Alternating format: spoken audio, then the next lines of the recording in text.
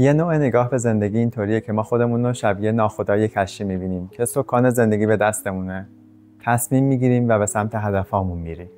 اما نوع نگاه دیگه‌ای هم هست که اتفاقا میگه زندگی خیلی بیشتر از این حرفا احتمالاتیه که ما بخوایم اینقدر دقیق برنامه‌ریزیش کنیم.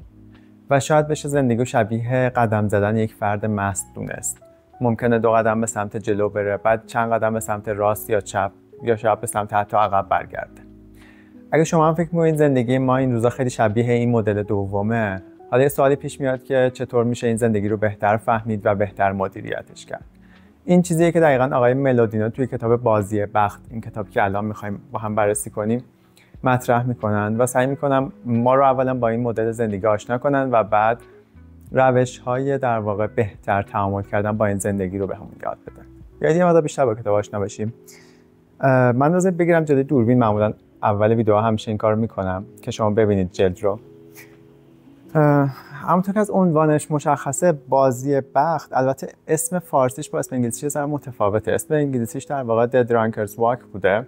در واقع همون میشه قدم زدن یک فرد مست، که خب میشه حدس زد چرا همون اسم رو برای نسخه فارسیش نذاشتن. البته پشت کتاب هم گذاشتن، جزء معدود کتابایی که من پشتش هم دوست دارم بهتون نشون بدم، چون هم اسمش رو اینجا نوشتن و خب خیلی ارزشمنده، همین که اون نحوه قدم‌های فرد رو گذاشتن که رندومه احتمالاً. و از اسمش که بگذاریم، خود نویسنده هم که خدمتتون گفتم، لئونارد ملودینو، فرد در واقع فیزیکدانی هستن که یه جوری رسالت خودشون این قرار دادن که بیان زبان علمی رو خیلی راحت‌تر و روون‌تر واسه مخاطب عام توضیح بدن. کتاباشون هم ربطی به فیزیک الزاما نداره، یعنی یکی از کتاباشون در مورد روانشناسیه، این کتاب که در مورد آمار احتمالات بیشتر و تاریخچه اون، و یک کتاب هم با مثلا استیون هاپکینز نوشتن. میخوام بگم که الزاما مستقیما ربطی رشتهشون نداره، بیشتر شاید خودشون یه ژورنالیست بودن. ولی خب حالا از نویسنده و اسمش که بگذریم، من جلدش هم که بهتون نشون دادم. این چیزی هم که روشه، اینم باز همش کار بچهای آریانا قلمه، انتشارات آریانا قلمه، که مثلث پاسکاله که توی کتابم بحث میشه در موردش، روی جلد اومده. کتاب جالب از نظر طراحی، از نظر حالا صفحه آرایی، نمیدونم حالا صفحه آراییش میفته چیزی اونجا یا نه. اینا هم چیزی که من فکر میکنم اینه که باز همون شبیه روی جلد اومدن و در واقع دیزاینش کردن. خیلی خیلی حس خوبی میده از نظر فاصله بین خطوط و نوع فونت و اینا، چیزی بود که واسه من خیلی کتاب خوندنش لذت بخش بود. از ویژگی‌های ظاهری کتاب که حالا بگذریم، بیایید یه مقدار در مورد خود کتاب صحبت کنیم، محتوای خود کتاب. اول بذار بگم که کتاب کلاً چی میخواد بگه. کتاب همونطور که گفتم میاد یه موضوعی بیان میکنه که ما معمولاً رندومنس رو تو زندگی انگار اونقدر نمیبینیم، در صورتی که خیلی مهمه. در واقع این یه جور ادعای کتابه، یه جور فرض کتاب و پیشنهاد کتابه به ما، و میاد در واقع در راستای این هم میاد توضیح میده این نوع نگاه، و همین که میگه حالا چی شد اصلا این نوع نگاه ایجاد شد یا چرا باید ایجاد بشه، اینجوری بگم بهتر. از فصل‌های کتاب اگه بخوام بهتون بگم که اینقدر بیشتر حالا با محتوای کتاب آشنا بشیم، 10 تا فصل داره کتاب، ولی اینطوری نیستش که ماهیت فصل شبیه هم باشن. در واقع فصل اول که مشاهده جهان از منظر شانس رو میخواد توضیح بده، یه جوری کل ایده نویسنده است که تو 30 صفحه میاد میگه که چطوری میبینه احتمالات رو و در واقع ما باید چطور ببینیم، کجاها نمیبینیم و کجاها سهمش خیلی بیشتر از اون چیزی که ما فکر میکنیم. بعد از اینکه این رو توضیح داد، چند فصل بعد، مثلا حدود 3-4 فصل، اینی که میگم خیلی دقیق نیست، ولی 3-4 فصل بعد به موضوع احتمالات میپردازه. و روایت کتابم خیلی روایت در واقع سیر تاریخیه. یعنی ما میایم از تقریبا مثلا 400-500 سال قبل از میلاد مسیح با نویسنده همراه میشیم که اصلا نوع نگاه مردم به احتمالات چطور بوده. میاد از یونانی ها هم شروع میکنه، کسایی که خب شاید خیلی سابقه زیادی تو تفکر دارن، و میاد میگه که چرا توی اون دوران در واقع چرا و چطور اینطوری بوده که آدم ها فکر میکردن که وقتی در مورد احتمالات بخوان چیزی یاد بگیرن انگار دارن تو کار خدا دخالت میکنن، و چقدر نوع نگاه اصلا اینجوری بوده که کاملا نهی میکرده این کارو. و تقریبا حالا تا مثلا قرن 16 قرن 17 میاد با سرعت نسبتا زیادی پیش میره، ولی بعد اون در واقع ما به یه دورانی میرسیم که بازی‌های مبتنی بر شانس و قمار خیلی بیشتر میشن تو جامعه، در واقع تو اروپا، و این باعث میشه که حالا آدم‌هایی که باهوش بودن اون موقع‌ها به این فکر کنن که یه انگار به نظر میرسه، یعنی همه چیزم اینطوری نیستش که خدا میخواد یکی برنده بشه. یه وقتایی یه سری احتمالات انگار اتفاق افتادنشون بیشتر شانس اتفاق افتادن داره، اینجوری بگم بهتر. حالا میگه بازی‌های مختلفی رو میگه و آدم‌هایی که اینها رو اول از همه متوجه میشن خب درآمدهای خیلی خوبی هم میتونن به دست بیارن. بعد از مدتی طبیعتاً کتاب‌هایی در این مورد نوشته میشه و حالا دانشمندانی که تو هر دوره بودن رو کتاب میاد معرفی میکنه.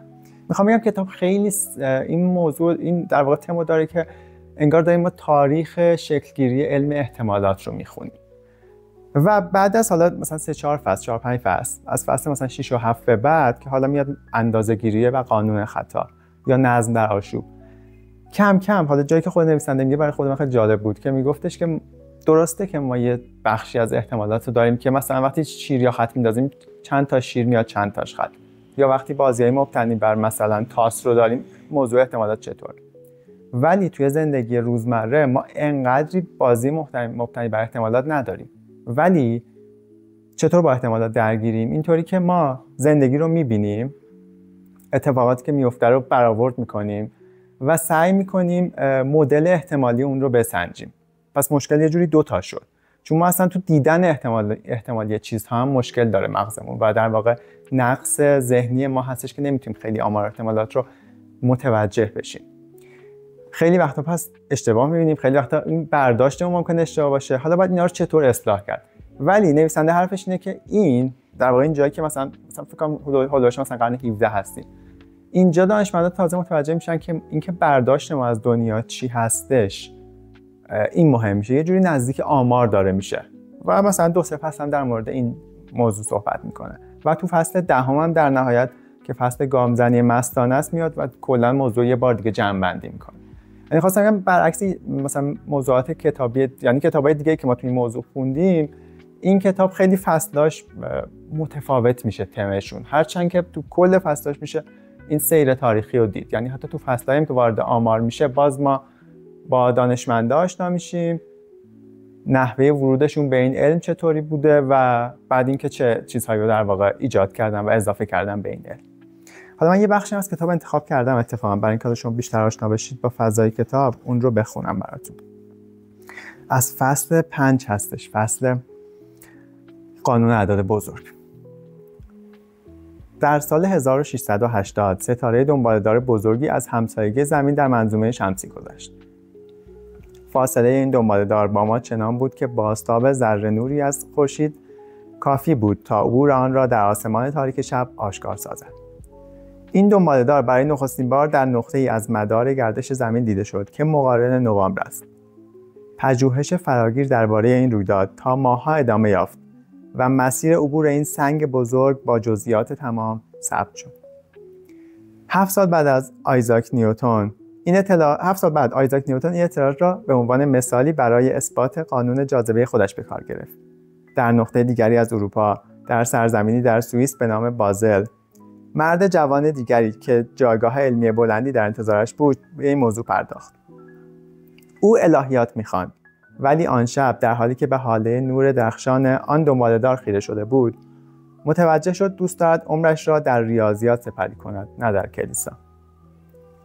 در پی این خودآگاهی نه فقط مسیر حرفه‌ای خود یاکوب برنولی عوض شد، بلکه بزرگترین دودمان فعال در رشته ریاضی ریشه بست، چون در مدت 1.5 قرن از زمان تولد یاکوب تا سال 1800 خاندان برنولی مردان بزرگی پروراند که نیمی از آنان صاحب نبوغ بودند، از جمله 8 ریاضیدان بلندپایه و 3 نفر، یعنی خود یاکوب، برادر کوچکترش یوحان و دانیل پسر یوحان، که امروزه جزء بزرگترین ریاضیدانان تاریخ به شمار می‌روند. در آن زمان هم مردم عادی و هم روحانیون ستاره دنباله‌دار را نشانه‌ای از خشم الهی می‌شمردند و این بار خداوند با فرستادن چنان سنگ بزرگی که بیش از نیمی از آسمان قابل رؤیت را می‌پوشاند، خشم عظیمش را آشکار ساخته بود. یعنی می‌خوام بگم کتاب هم یه لحن خیلی روونی داره، هم یه جور ماهیت قصه‌گونه داره که آدمو دنبال خودش می‌کشه، هم موضوعات و آدمایی که معرفی می‌کنه رو خیلی شخصی معرفی می‌کنه. یعنی اینکه اصلا کجا به دنیا آمده اون فرد، مسیر زندگیش چطوری بوده، کجاها در واقع مثلا خود آقای برنولی، آقای یاکوب برنولی کجاها تحت تاثیر یک چیزی در واقع مسیرش از سمت علم احتمالات یا آمار میگذره. این باعث میشه خیلی کتاب خوندنش جذاب بشه، یعنی فکر کنم اون چیزی که نویسنده میخواسته بهش برسه و این موضوع علمی رو جذاب روایت کنه، به نظر من تا حد خوبی پوشش داده میشه. حالا یه خورده از خود کتاب و محتواش بگذاریم. من چند تا نکته تو ذهنم بود که بگم اینجا و سعی کنم حالا در واقع معرفی کتابو جمع کنم. یه نکته که به نظر میاد حتما باید بگم اینه که این کتاب جزء کتاباییه که مدل ذهنی ما رو سعی میکنه توسعه بده. در واقع ما یه مدل ذهنی داریم که فکر میکنیم، احتمالاً چند تا ابزار داریم در کنار خودمون برای فکر کردن. ابزار آمار و احتمالات، ابزار دیدن تصادفی چیزها و دیدن در واقع شانس توی زندگی روزمره رو میتونه به ما اضافه کنه که به نظرم خیلی مهم و مفیده. حالا جاهای مختلف میتونه مفید باشه، ولی آخرین چیزی که به ذهن من رسید این بودش که ما وقتی یه کاری رو معمولا شروع میکنیم به یه جایی میرسیم که خیلی وقتا اینجوریه، حالا شاید نه همیشه، ولی به یه جایی میرسیم که نمیدونیم مثلا ادامهش بدیم یا اینکه رهاش کنیم. این سوالیه که فکر کنم از روز اولم با ما بوده تا ابدم احتمالاً هست و هیچ کس هم نمیتونه واقعا بگه که اینو الان باید ادامه بدیم یا رها کنیم. این جور کتاب‌ها میتونن خیلی کمک کنن. یعنی اگه ما یه مدلی هم داشته باشیم که احتمالات چیزها رو ببینیم و بتونیم اونها رو برآورد کنیم، میتونه ایده هایی بده برای فکر کردن یا شاید پیدا کردن جواب بهتری برای این سوال. و به نظرم پس از این جنبه خیلی مهمه و خوبه. یه نکته خیلی مهمه دیگه هم در مورد کتاب که حتما ارزش داره که یه وقت خوبی رو بهش اختصاص بدم و بگم، ترجمه کتابه که خیلی خیلی کتاب خوب و روون ترجمه شده. آقای محجوب، آقای محمد ابراهیم محجوب، کتاب دیگه هم ازشون دیدیم و این کتاب خیلی روونه. یعنی واقعا خود آقای محجوب هم خیلی زحمت کشیدن، تلاش کردن و با اضافه کردن مثلا کروشه های مختلف وسط متن کتاب یا پاورقی ها خیلی همراه خواننده میان و حتی بعضی وقت کروشش تا یک خط هم میشه. یعنی واقعا یه جمله اضافه کردن آقای محجوب به کتاب که خیلی فهمش رو بهتر میکنه، باعث میشه اون فشار روانی که رو ذهن ما هستش موقع خوندن کتاب خیلی بهتر و بهینه‌تر باشه. و پاورقیان واقعا تعدادشون زیاده. پاورقیایی که مثلا نویسنده کتاب یه احتمالی رو گفتن ولی توضیح ندادن که این احتمال چطور حساب کردن. آقای محجوب زحمت کشیدن و اینو اضافه کردن. حتی ویراستاری کتابم من ندیده بودم کتاب دیگه، یعنی یادم نمیاد دیده باشم که ویراستاری کتاب پاورقی زده باشه، ولی تو این کتاب دیدم که ویراستاری در واقع یکی از متنایی که مترجم ترجمه کرده بود رو احساس کرده بود باید یه توضیح بهش اضافه کنه و اضافه کرده بود. خیلی این کمک می‌کنه کتاب روون باشه.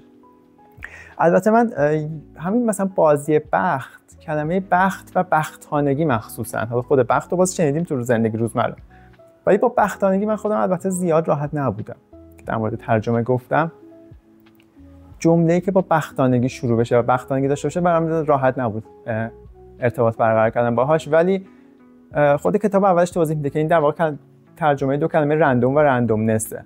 راستش ذهن من دقیقاً این کار میکردش که دیگه بعد از یه جایی که عادت کرده بود جمله رو میخوند، تو جمله بختانگی بود ولی تو ذهنم رندومنس جایگزین جمله میشد. راحت تر بودم با کلمه رندومنس نسبت به بختانگی، ولی به هر حال اینم جزء در واقع من احساس میکنم خود آقای محجوب می‌خواستن این کلمه رو بیشتر جا بندازن تو زبان فارسی، چون یه ذره کلمه غریبیه. خیلی در مورد ترجمه حرف زدم فکر کنم. یه نکته دیگه هم میخوام بگم که به نظرم نکته نمیشه گفت الزاما منفی، ولی اینم در واقع کتابی که من پارسال خونده بودم، اینم یادم رفت بگم. این کتاب رو امسال دوباره خوندم، حدوداً بعد یک سال مثلا یکی دو ماه. این نکته که میخوام بگم بار دومی که خوندم به چشمم اومد و بار اول در واقع انقدر دقت نکرده بودم بهش. اونم در واقع اون جاهایی هستش که نویسنده، یعنی یکی از فرضای نویسنده اینه که ما میزان شانس و احتمال تو در واقع تحلیل چیزهای خیلی کم می‌بینیم یا شاید نمی‌بینیم. در واقع وقتی می‌بینیم یه آدمی موفقه فکر می‌کنیم مثلا زیاد تلاش کرده، یا دنبال اون وقایع علی می‌گردیم که مثلا یه علت و معلولی بوده که این موفق شده. اصلا احساس می‌کنیم که شاید شانس آورده واقعا، یا حتی شکست هم همینطور. در مورد کسب و کارها، در مورد کشورها میشه همه اینا رو گفت. نویسنده می‌خواد یه همچین مفهومی جا بندازه و مثال‌هایی میاره که میگه خب نتیجه ربطی الزاما به توانمندی مثلا نداره، ولی احساس کنم یه ذره زیاده روی کرد تو تعداد مثال. یعنی من دو سه جای کتاب یادم میاد که شروع میکنه و چند تا پشت سر هم مثال میگه. البته نویسنده به وسط صحبتاش میگه که اینجوری هم نیست که هیچ ربطی نداشته باشه توانمندی و توانمندی قطعا رو خروجی موثره. ولی فرض کنید مثلا 2 خط اینو میمیسه یا 1 خط اینو میگه، بعد 4 صفحه پشت سر هم مثال میاره که هیچ ربطی نداره. احساس کنم یه مقدار پیازداغش تو این زمینه زیاد شده. ولی میگم چیزی هم نبود که بار اول ببینم، بار دوم احساس کردم که یه ذره تاکیدش شاید زیاد داره میشه. اینم باز اگه شما کتابو خوندید میتونید برآورد کنید که چقدر شما هم با این موافق هستید. ولی حالا با همه این نکته‌های مثبت و منفی، من فکر میکنم کتاب بازی بخت یکی از کتاب‌های مفیدیه که کسی، یعنی هر کسی میتونه بخونه. من خودم که بار دوم خوندم، فکر میکنم برای بار سوم بخونمش. یعنی وقتی بار دوم خوندم یه چیزایی یاد گرفتم که بار اول یاد نگرفته بودم. لحن کتاب خیلی لحن روایی خوبی داره، خیلی جذابه. و اینکه در واقع مثلا مثلث پاسکال احتمالاً ما از دبیرستان یادمونه، یا مثلا قاعده بیز رو یادمونه، برنولی ها رو میشناسیم، حدوداً غریبه نیستن واسمون. یا در مورد آمار احتمالات، اینکه ذهن ما احتمالات رو خیلی متوجه نمیشه، حرف خیلی عجیبی هم نیست. یعنی کتابای دیگه هم اینو گفتن، حالا از کتابای دنیل کانمن شما بگیرید تا کتابای دیگه. ولی این کتاب یه نکته خیلی مثبتی که داره اینه که وقتی اینو در سیر تاریخی ما میبینیم متوجه میشیم که هر چیزی چرا شکل گرفته یا پشت سر چه چیزی شکل گرفته. این به نظرم کمک میکنه ذهنمون خیلی مرتب بشه در مورد در واقع احتمالات و رندومنس و اینجور موضوعات که میتونه خیلی ارزشمند باشه. و به نظرم، یعنی میگم من تو این زمینه شاید چند تا کتابم خوندم، حالا خیلی زیاد نه ولی چند تا کتابی که خوندم از نویسنده‌های مختلف، این کتاب به نظرم کتاب خیلی خاصیه. کم تا کتاب میشه که اینقدر توصیه کنم که حتما حداقل بررسیش بکنید، ولی اگه یه چند تایی باشه حداقل اینو من میذارم توی اون لیست و امیدوارم اگه شما هم فرصت داشتید در واقع کتابو بررسی بکنید. البته کتاب خیلی کوچیکی هم نیست، از اینجا مشخصه حدودا مثلا 300 خورده صفحه است. خیلی سبک نیست که بگم خیلی راحت خونه، ولی انقدی هم سنگین نیست. مثلا تو هفته‌های کاری شلوغ اگه بخوام بهتون بگم مثلا شاید 3-4 هفته یا 4-5 هفته نهایتا تو هفته خیلی شلوغ بشه جمعش کرد این کتاب رو.